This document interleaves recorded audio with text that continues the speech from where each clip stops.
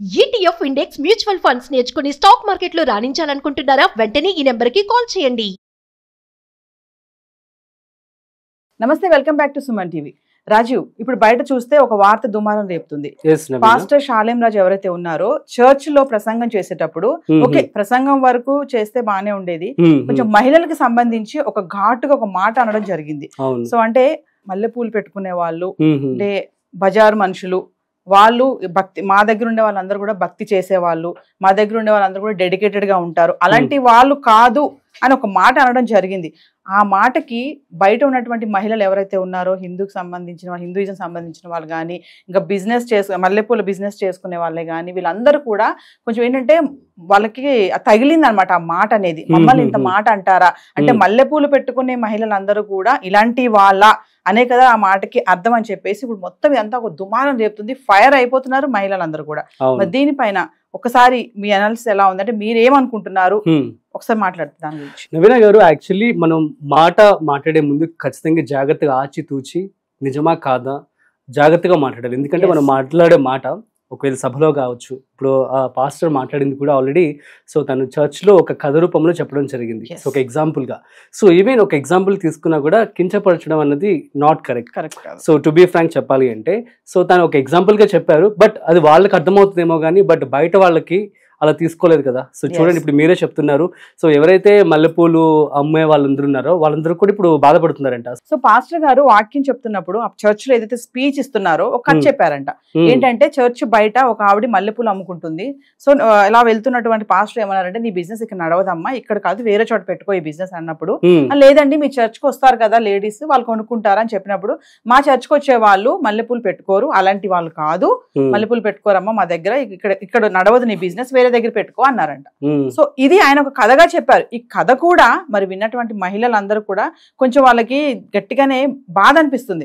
మమ్మల్ని ఇంత మాట అంటారా అంటే, మహిళలు పెట్టుకునే వాళ్ళు ఇలాంటి వాళ్ళ ఏంటి ఈ మాటలు అని చెప్పేసి మొత్తం ఇది ఏంటంటే బయట ఇప్పుడు ప్రొటెస్టుల దాకా వచ్చారు, కేసులు కూడా పెట్టుకుంటున్నారు, కేసుల దాకా వెళ్ళింది ఇప్పుడు ఇది ఆల్రెడీ. మరి అంటే పాస్టర్ గారు ఓకే ప్రసంగం వరకు మంచిగా మాట్లాడితే బానే ఉండేది, కొంచెం ఇండైరెక్ట్ గా అనిపించినట్టుగా కొంతమందికి తగిలింది మాట అనేది. దీనిపైన మనము ఒకసారి Jack, so Kumar Hindu JAC wing president ఉన్నారు, సో తనతో మాట్లాడే ప్రయత్నం చేద్దాం. కాల్ చేస్తాను. నమస్తే అండి సార్. అదే మనం చూస్తున్నట్లయితే ఇప్పుడు ఇష్యూ జరుగుతోంది, సో పాస్టర్ చేసేటువంటి వ్యాఖ్యలు, సో దీన్ని మనం ఎలా తీసుకోవచ్చు, ఎలా చూడొచ్చు? ఒకటి పాస్టర్ ఇదంతా కూడా ఉద్దేశపూర్వకంగా చేసిన విషయం చాలా స్పష్టంగా అర్థమవుతుంది. ఎందుకంటే ఇంత దారుణమైన మాట భారతీయ స్త్రీలు అంటే కొన్ని అనాదిగా పాటిస్తున్న ఆచారం గురించి అంత దారుణమైన వ్యాఖ్యలు చేసి, ఈ రోజు కూడా వాడి చెంచాలు వస్తున్నారు, వాడి పెంపుడు కుక్కలు వస్తున్నారు, కానీ వాడు బయటకు వచ్చి నేను ఈ కారణంగా మాట్లాడాను, ఈ ఉద్దేశంతో మాట్లాడాను, నా వ్యాఖ్యల వెనకాల ఒక కారణం ఉంది అని ఒక్క మాట కూడా వాడు మాట్లాడట్లేదు. మరి దీన్ని డెలిబరేట్ గా చేశాడు అని కాకుండా ఏదో ఫ్లూక్ గా మాట్లాడాడని ఏ విధంగా అనుకోమంటారో చెప్పండి. అండ్ ఇంకొక మాట, అసలు ఒక ఆడపిల్ల క్యారెక్టర్ జడ్జ్ చేయడానికి వీళ్ళకి ఏమో హక్కు ఉంది? ఇప్పుడు పూలు పెట్టుకుంటే చెడ్డవాళ్ళు, పూలు పెట్టుకోకపోతే మంచి వాళ్ళు అని చెప్పి అంటున్నాడు. అసలు పూలు పెట్టుకున్న వాళ్ళని బజారు ఆడవాళ్ళు అన్నాడు కదా. ఒక ఆడది బజార్లోకి వస్తుంది అంటే తన ఉద్యోగం రీత్యా రావచ్చు, లేకపోతే ఇంకో పని రీత్యా రావచ్చు, ఏ కారణం చేత రావచ్చు, వాళ్ళు వస్తున్నారంటే వాళ్ళకి ఎన్నో బాధ్యతలతో వస్తారు. అలాంటి వాళ్ళని వీళ్ళు బజార్ వాళ్ళు లేకపోతే వీళ్ళు మంచి వాళ్ళు అని జడ్జ్ చేయడానికి ఈడేమన్నా శుద్ధపోసా? ఈడే మంది పైసల మీద అడుక్కు తింటూ బతికే, దశం భాగాలు దొబ్బు తింటూ బతికే ఒక మత వ్యాపారి. వీడికి ఏం హక్కు ఉందని చెప్పేసి వీడు ఆడవాళ్ళ క్యారెక్టర్ నించుతాడండి. పోనీ చర్చిల్లోనే ఉంటూ ఇప్పుడు కేరళలో ఒక బిషప్ ఒక నన్ పైన 13 సార్లు అత్యాచారం చేశాడు. ఆవిడ ఏమన్నా పూలు పెట్టుకుందా? పూలు పెట్టుకుంటే చెడ్డోళ్ళు, పూలు పెట్టుకోకపోతే మంచోళ్ళు అని చెప్పడానికి ఏం ఎవడు అసలు?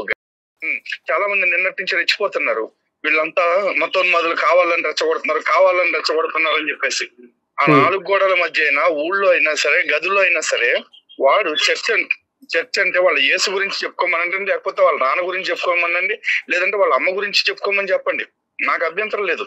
కానీ మా ఆచారం గురించి, మా పద్ధతుల గురించి చర్చిల్లో మాట్లాడాల్సిన పరిస్థితి ఎందుకు వస్తుంది? అసలు చర్చిల్లో క్రిస్టియానిటీ గురించి, బైబిల్ గురించి, క్రీస్తు గురించి కాకుండా హిందువుల ఆచారాల గురించి, భారతీయ విధానాల గురించి ఎందుకు చెప్తున్నాడు? వాళ్ళకి నిజానికి అది అవసరం లేదు కదా. ఈ రోజు ఏ గుళ్ళో అయినా సరే గుడికి వెళ్తే వాళ్ళ వివరాలు తెలుసుకుని, గోత్రనామాలు తెలుసుకుని అర్చన చేసి లోకా సంస్థ సుఖనోభవంత అంటారు తప్ప నువ్వు ఆ మతాన్ని తిట్టు, ఈ మతాన్ని కొట్టు అని ఎవరు చెప్పడే. మరి చర్చిల్లో మాత్రం ఎందుకు ఈ పాపిష్టి పనులన్నీ జరుగుతా ఉన్నాయి? బేసిక్ గా వాళ్ళ మత గ్రంథం వాళ్ళకి అది నేర్పుతా ఉంది, పక్క వాళ్ళ విశ్వాసాలను మీరు గాయపరచండి అని చెప్పేసి. ఎందుకంటే వాళ్ళ బైబుల్లోనే పాత నిబంధనలోనే ద్వితీయోపదేశ ఖండంలో చాలా క్లియర్ గా ఉంది. అంటే వాళ్ళు అడిగితే వీళ్ళు ఏమంటారంటే అది ఇజ్రాయేలీల కొరకు చెప్పబడింది, మనకు కాదు అని చెప్పి అంటారు. మరి ఇజ్రాయేలీల కొరకు చెప్పబడింది అని ఇజ్రాయెల్లో ప్రచారం చేసుకోక భారతదేశంలోకి ఎందుకు తీసుకొచ్చి ప్రచారం చేస్తున్నారా బైబుల్ని? తీసుకొచ్చి ఎక్కడైతే విగ్రహారాధనలు చేసే వాళ్ళు ఉంటారో వాళ్ళ విగ్రహాలను ధ్వంసం చేయండి, వాళ్ళ బలిపీఠాలను కోలత్రోయండి, వాళ్ళ దేవుళ్ళ పేర్లని నామరూపాలు లేకుండా బొత్తిగా పాడు చేయండి అని చెప్పేసి చెప్తా ఉన్నాడు వాళ్ళ దేవుడు. మరి అలాంటి గ్రంథాన్ని పట్టుకుని చదివినాడు ఎందుకంటే ఇంకా మంచి భాష మాట్లాడతాడని ఎవడు అనుకుంటున్నారండి? కాబట్టి తక్షణం వాడి మీద పోలీసులు కూడా సుమోటోగా కేసు ఫైల్ చేయాలి. అసలు ఈ పాటికి దగ్గర 200 కంప్లైంట్స్ పైన ఇవ్వటం జరిగింది, కానీ ఒక్కదాన్ని కూడా ఎఫ్ఐఆర్ చేయలేదు. అసలు కంప్లైంట్ తో సంబంధం లేకుండా పోలీసులు ఈ పాటికే వాళ్ళ మీద కేసు పెట్టి అరెస్ట్ చేయాల్సిన సందర్భం ఉంది. సో మరి మీరు భారతదేశానికి తరతరాలుగా సనాతన ధర్మం అనేది ఒక వారసత్వంగా వస్తుంది. అలాంటి ఈ దేశ వారసత్వ ఆచారాలని అంత దారుణంగా అవమానించిన తర్వాత ఇంకా నిమ్మక నీరెత్తనట్లు ఎందుకున్నారో వ్యవస్థలు చెప్పేవాళ్ళు వాళ్ళు మాట్లాడాలి. ఒక ఆడపిల్లల గురించి ఏదో తప్పుగా మాట్లాడాడని మన అమరావతి రైతుల విషయంలో కొమ్మినేని శ్రీనివాసరావు గారిని అతను ఎవరు కృష్ణరాజు అని ఆయన్ని అరెస్ట్ చేశారు కదా. మరి అవునండి, మరి ఈ రోజున యావత్ హిందూ స్త్రీలు బొట్టు పెట్టుకునే వాళ్ళందరినీ అవమానించాడు. హిందువులనే ఉంది, ఇక్కడ మతంతో కూడా సంబంధం లేదు. ఎందుకంటే పూలు కొంతమంది ముస్లింలు పెట్టుకుంటారు, అదే విధంగా ఈ క్యాథలిక్స్ క్రైస్తవులు కూడా పెట్టుకుంటారు పూలు. అవును, పూలు పెట్టుకునే వాళ్ళందరి క్యారెక్టర్ ని వీడు జనరలైజ్ చేసి మాట్లాడాడు. మరి వీడి విషయంలో ఎందుకని వీడికి అంత ఎక్స్క్లూజివ్ ఆఫర్ ఇచ్చేసి వాడిని వదిలేశారు? సో మరి మీరు ఏం చెప్పాలనుకుంటున్నారు సమాజానికి కావచ్చు, at the same time pastor కే కావచ్చు? ఇప్పుడు అందరికి ఒక్కటే క్లియర్ గా చెప్తా ఉన్నామండి, ఇలాంటి పాస్టర్లు వీధికి ఒకడు ఉన్నాడు. ప్రతి పాస్టర్ది ఒకటే బుద్ధి, సనాతన ధర్మాన్ని అవమానించకుండా వాడు క్రైస్తవ్యాన్ని మనుగడ సాగించలేడు, క్రైస్తవ్యంలో ఒక్కడిని కూడా మార్చలేడు.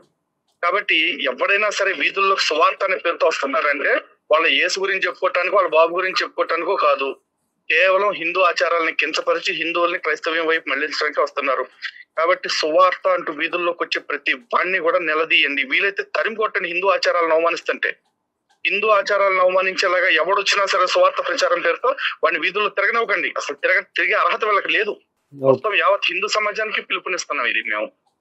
ఓకే, సో ఫైన్ అండి. So thank you so much Kumar గారు. So thank you so much. Yeah.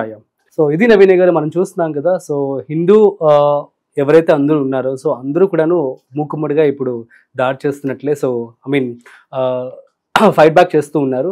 So ఇక్కడ మనం గుర్తుపెట్టుకోవాల్సింది ఏంటంటే, సో జస్ట్ మాట జరగడం వల్ల చూసారా ఎంత అనర్థం జరిగిపోయిందో. అంటే ఆయన చెప్పింది కూడా ఒకటే విషయం, అంటే ప్రసంగం చేసుకుంటే పర్వాలేదు, ప్రసంగంలో ఇలాంటి మాటలు మాట్లాడడం వల్ల మహిళలు కూడా మనసు గాయపడ్డాయని చెప్పేసి సార్ కూడా అదే చెప్తున్నారు.